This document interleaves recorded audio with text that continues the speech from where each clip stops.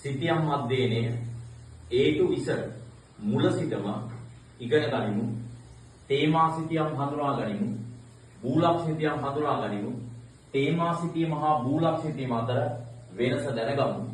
පැරණි සිතියම් හඳුනා ගනිමු. අඟලේ සිතියම දැනගමු. නව සිතියම් ඉගෙන ගමු. ලෝක සිතියම් සකස් කරමු. නිවැරදි ලෝක සිතියමක් කුමක්ද යන්න හඳුනා ගනිමු. භූ ලක්ෂණ සැබෑ භූ දර්ශනයට අනුව හඳුනා ගනිමු. සැබෑ භූ දර්ශනයේ භූ ලක්ෂණ සමෝච්ච රේඛාවලට ගොනු කරමු. සමෝච්ච රේඛාව කුමක්දයි හඳුනා ගනිමු.